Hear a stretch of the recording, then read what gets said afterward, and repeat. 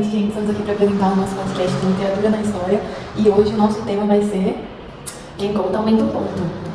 E hoje, para falar sobre isso, né, a gente trouxe essa citação, esse ditado popular, para trazer uma reflexão sobre o ensino de história nas escolas e como que a gente liga isso com literatura, né? E eu fiquei curiosa, Carol, por que você escolheu, que foi a Carol que me sugeriu a gente colocar esse título, por que você escolheu colocar esse título?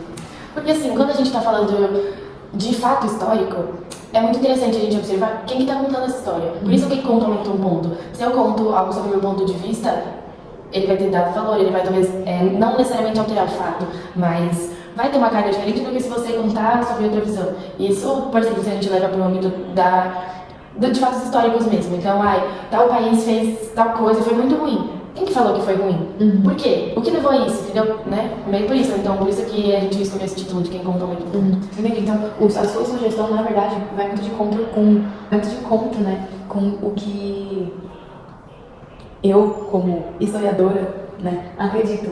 Porque quando a gente estuda a história, como aplicar na sala de aula, a gente tem que ter muito claro que não existem vilões, né? Não existe, a Alemanha é um vilão, a Alemanha é horrível. A gente tem que entender por que a Alemanha tomou aquela decisão naquele momento, não justificando nada. Mas a gente tem que aprender a olhar o todo e olhar também até nos momentos, né, que a gente expõe uma produção literária, né, que é mais a sua área, ou uma produção audiovisual, né?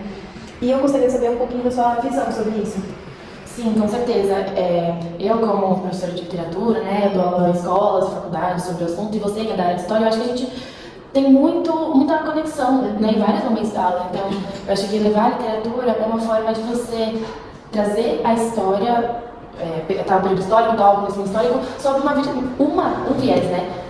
Sobre o viés de X personagem ou X personagens. Primeiramente porque isso toca o aluno, né? É mais interessante para o aluno que está lá na escola muitas vezes ter esse contato de uma forma mais artística, de uma forma que envolva ele, do que só uma aula expositiva. O aluno pode se identificar com o personagem, inclusive. E a literatura, às vezes, não só livros extensos. Falar literatura, vou botar todo mundo para ler, às vezes é difícil, né? Dependendo dos recursos da escola, dependendo da idade das crianças, enfim. Às vezes você pode levar um conto, né? Porque é um conto algo mais curto, às vezes você consegue achar algo mais específico sobre o tema que você quer trazer.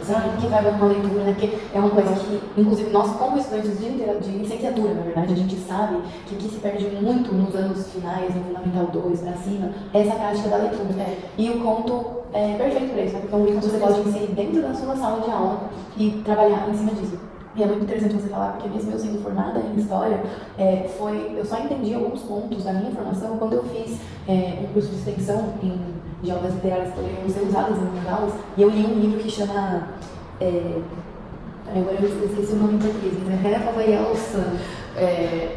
A tradução Meio Sol Amarelo. Mais Amarelo, isso. Que é uma autora nigeriana, e nesse livro é a história de duas irmãs, né? E elas estão contando as suas vidas com o background, né, da guerra civil que aconteceu. E foi só quando eu li aquele livro e assisti o filme subsequente que eu entendi de fato como que foi que se deu. Eu acho que isso acontece muito com os nossos alunos também.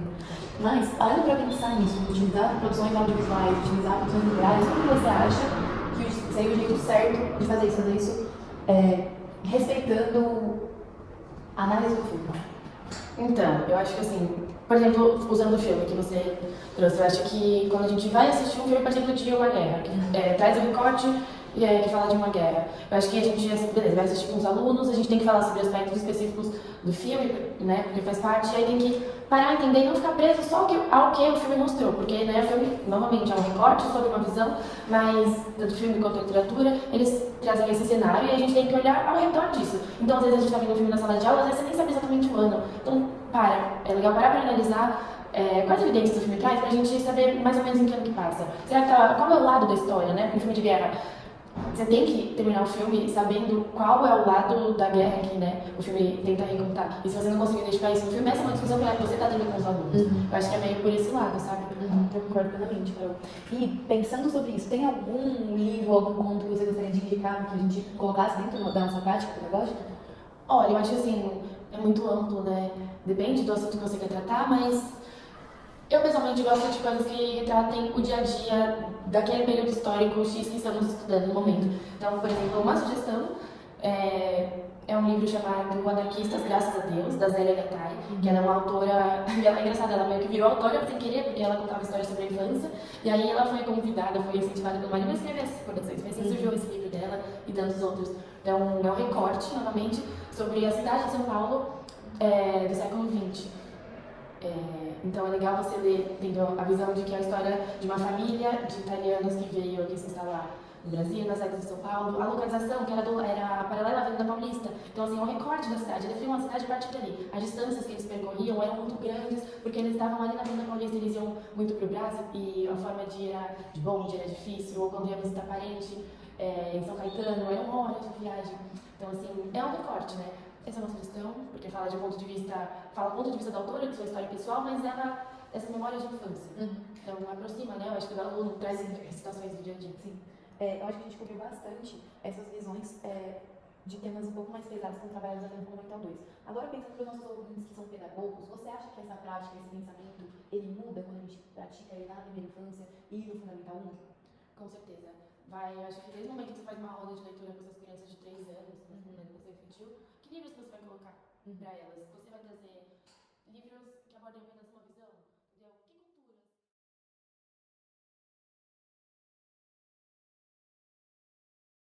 Só porque ele é renomado e é bom com crianças assim, né? Já tem 9, você vai trazer, realmente vai buscar a literaturas diferentes. Eu acho que isso, né, é o nosso papel. Sim, eu concordo realmente. Eu também gostaria de adicionar que para a gente trabalhar essa visão de olhar os viés dos anos, a gente nem precisa estar sempre falando de história de fato, né? Porque quando a gente pensa em primeira infância, ou até talvez no primeiro ano, o Fundamental Dance, às vezes na primeira infância nem chega a ser história de fato, né, analisar os acontecimentos. Mas às vezes quando a gente está dando uma leitura, é bom, né, quando tem mais um protagonista e um antagonista, será que aquele antagonista realmente é um vilão, né? Vamos se colocar no lugar desse daqui, para que lá na frente eles já estejam com esse processo, essa prática internalizada, e seja algo natural. Você seja crítico, né, quando você está lendo, não aceitar simplesmente o que está lendo. Exatamente. É por aí. Obrigada, Carol. Eu que agradeço pelo convite. Um beijo. Espero que vocês tenham gostado do nosso papo, gente. Boa noite. Até mais.